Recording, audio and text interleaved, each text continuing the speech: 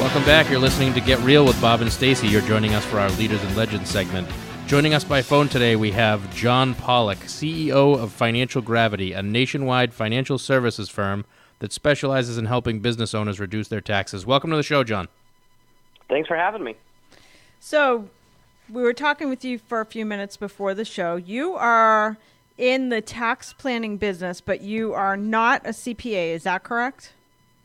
Yes, I am not a CPA and I'm not a tax attorney. Okay. So the joke is that's why I'm so good at it. Mm-hmm. Or it's just I solved the problem that I saw in the marketplace because I had the problem. I was a small business owner. I started doing well, and then I started paying a lot in taxes. I kept hearing that rich people don't pay their fair share, and I felt like the number that I was writing to the government was well beyond my fair share. So I figured either I wasn't rich enough or I just didn't know how to play the game. So I figured I would try to figure out how to play the game. And then I found out that for the most part, small business owners are being left out of a very wondrous game that the federal government has put together for us, and no one's playing it because we're all so busy. We're just trying to make ends meet with our own businesses. We don't have the time to figure out how to save taxes, so we built a business out of it. Wow. So what is the difference between a CPA and an EA? So a CPA is the Certified Public Accountant, so it's one of the single hardest tests that you can take, and it teaches them how to become an accountant, is the A. And an accountant, for the most part, is a historian. They record what you've done. They know how to do double ledger accounting and depreciating, your inventory and stuff that mere mortals don't know how to do. It's a 2-day test, so it's a very, very difficult test. They're very bright people, but they're not trained to do tax planning. They're trained to do accounting and record the data the way the rules are, general accounting practices are.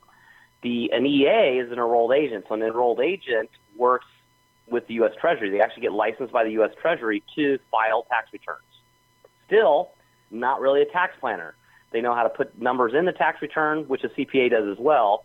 Some of them do, some of them don't. But an EA, that's all they do. They put numbers in tax returns. They fill out the tax returns. They are record keepers. Their job is not to say, you know what, if you move this number from this part of the tax return to this part of the tax return, you can save $10,000. That's not their job. Their job is to get the number into a box. They don't know that there can be another box. So you've got two designations that are trained to touch the tax return or deal with our life as it relates to taxes, and neither of them know how to lower taxes. They're not trained for it. They don't know how to do it.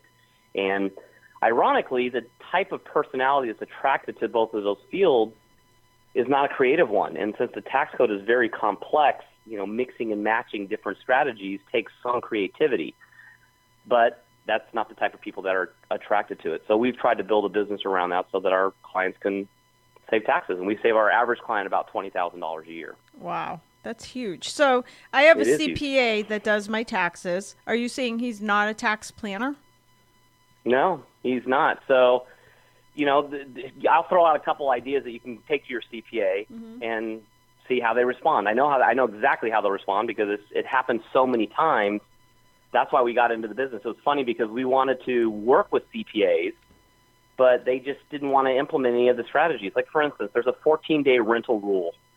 You can actually rent your house to yourself 14 days a year. There's even a box on one of the forms that says next to the box, 14-day rental. So this is a legitimate strategy. They even put a box for it. It's called the Augusta strategy for those in the know, because a lot of people that live on the Masters golf course will rent their house out the 2 weeks leading up to the Masters. And then that's all that money is tax-free because of this 14-day rental rule. Now, many accountants will say, yeah, but my clients they'll do it wrong. They'll do the paperwork wrong, so we're not going to use it, which is nuts because an accountant's job is to get the paperwork right.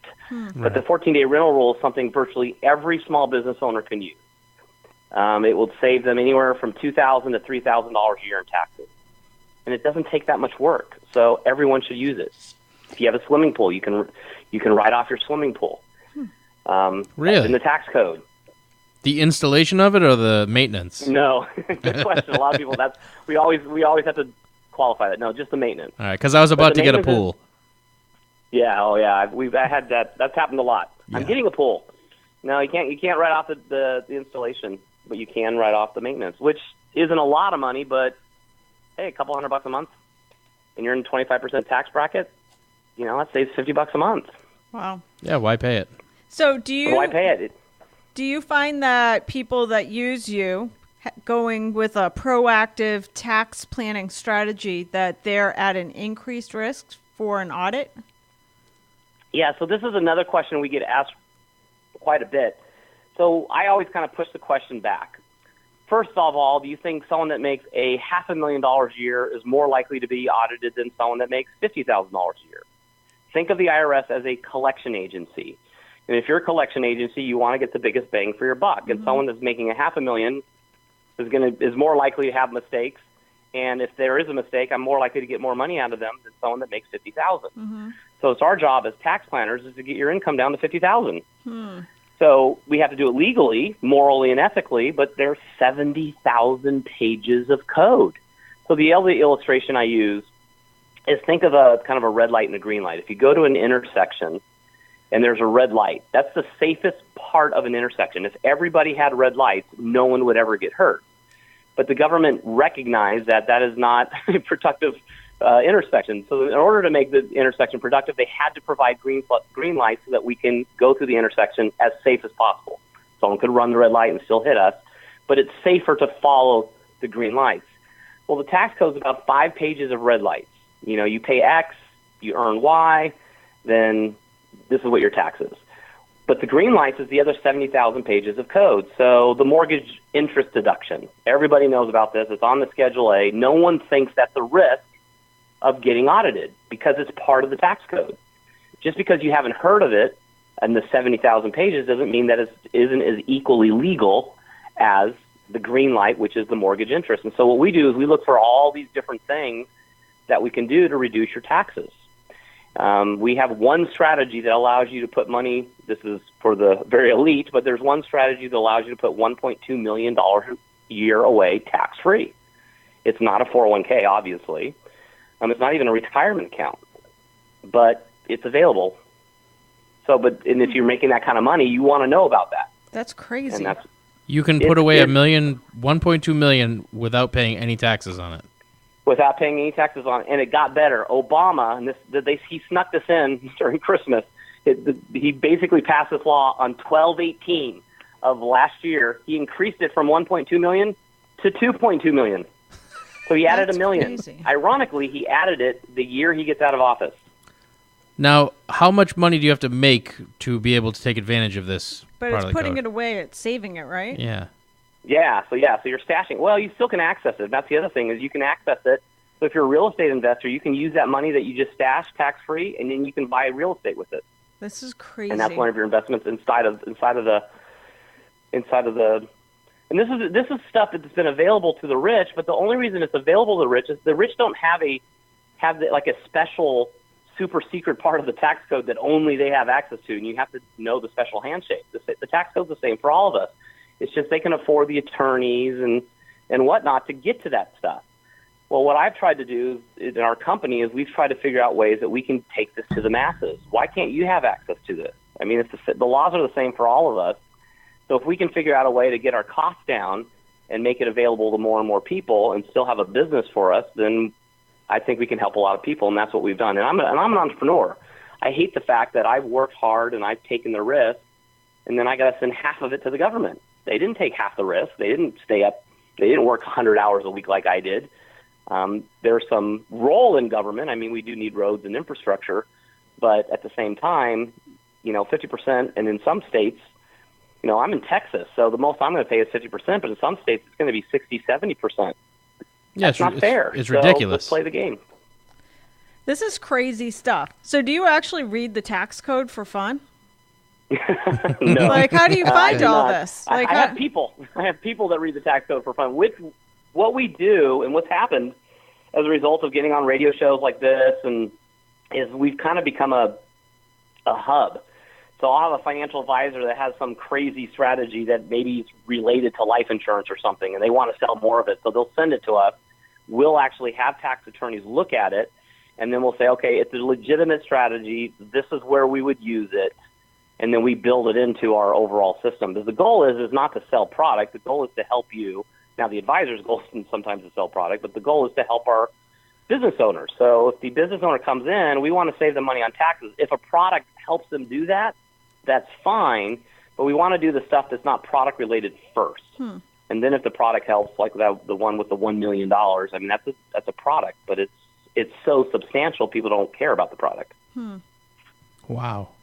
So let's talk about, for example, I've heard that a home office, that if I want to write off my home office, it's a red flag. I'm going to end up getting audited. That's true? Yeah, it's not. It hasn't been. My joke is it hasn't been true since Al Gore created the internet. Once he created the internet, we had a home office that was springing up all over the place. So here's the thing: there are 4 different ways to write off a home office. 4. So if it was a red flag, why would the IRS and the government come up with 4 different ways of doing it and coming up with rules for the 4 different ways? So that's the thing that drives me nuts about accountants is like, oh, you don't want to do that, it's a red flag. Why is it a red flag? It's part of the law. The law says I can depreciate, I can write off a business use percentage, and I can do it in 2 different ways. One is using square footage, and the other one is using rooms. So if you're in New York, a 3-bedroom, 2-bath house is different than a house in Dallas. You know, Dallas, our houses tend to be bigger because we have more space. So we use the room rule instead of the square footage rule. But for our clients on the East Coast, where the houses are smaller, we use the square footage because we want to get a higher number. So, it's outlined in the law, and the law actually has made it for that very reason. They wanted to make it as fair. You know, everyone's worried about the IRS, but a lot of the laws are pretty fair. I mean, here's a law that says if you have a bigger house, then use this rule. If you have a smaller house, use this rule. So it is not a red flag. There's multiple ways to do it, and the government has allowed it for a lot of years. And in every recession, more and more people start houses or start businesses out of their home. So take advantage. If you're running a business out of your home, take advantage of the laws that were designed to help you run your business out of your home. Do you have a home office? Me? I have one, yes. I do. You both do. Here's an interesting thing. There was a court case of a doctor who had an office where he saw patients. He had a home office, and then this was the fun one. He had an office at his lake house, and he wrote off all 3 offices. The IRS disallowed it. He challenged the IRS and won. Wow. So we now have a court case that says that we can write off 3 offices. Wow. And this is the thing that people don't understand is that not only do we have the code, we actually have court cases, and we have private letter rulings. So there's 3 different parts that we're looking for to see if it's been codified. We don't make stuff up because there's so much good stuff in the code. We don't have to get weird. We don't have to do anything that's it's marginal. We follow the code because the stuff in the code is so good. The most we saved a single client in 1 year was $760,000 a year. That's ridiculous. $760,000 in tax savings in 1 year. That's crazy. I don't want to pay taxes anymore. You've inspired me. I'm not paying anymore. Yeah, well, don't do that because we need someone to pay taxes, but we've still got to follow the laws, and most of our clients still pay taxes. They just pay a substantially reduced rate. One of the illustrations we use when I do public speaking is I use the idea of a toll bridge. So think of, San Francisco's toll bridge. On one side is San Francisco, the other side is Marin County. To cross the bridge, I got to pay a toll. Well, when you earn your money into your business, it hasn't been taxed yet. So what if I can spend that money on personal stuff like glasses and braces and massages? What if I can do that before I have to pay the tax on it and it gets to me personally? Right. If I could do that legally, I'm using money more efficiently because I'm getting used a dollar instead of a percentage of the dollar. So that's the first thing we try to do is how can we convert personal stuff into business expenses legally? And the example I just gave you, braces, glasses, massages, orthodontics, chiropractor, acupuncture, all of that can be written off at the business level. You don't have to earn it, pay taxes, and then spend money on that. Oh, wow. So that's the first thing we try to do, is try to do that. Then the second one is we'll try to reduce the tax. The highest tax is regular income, so we want to move it down to dividends and capital gains. Okay. And then there's some parts of the code where you don't have to pay taxes at all, like the HSA. There's even a kind of a 401k plan for medical, where you can put in $50,000 a year we don't have anyone doing this, but it's there, where you can put $50,000 a year away for medical expenses. So it goes in tax-free, it grows tax-free, and comes out tax-free as long as you use it for qualified medical expenses. Wow.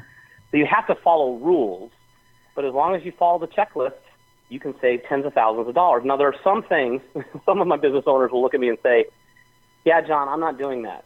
You're going to save me $200 a year. It looks like it's going to be about $500 worth of work. So I'm not doing that. I'll pay the tax on that part. But so we look for the stuff that has a big bang for the buck on the top end. And then once they have implemented those, we start looking at the smaller strategies. Wow. Nice. So we only have a couple of minutes left. Why do you think that people have never heard of most of the strategies available?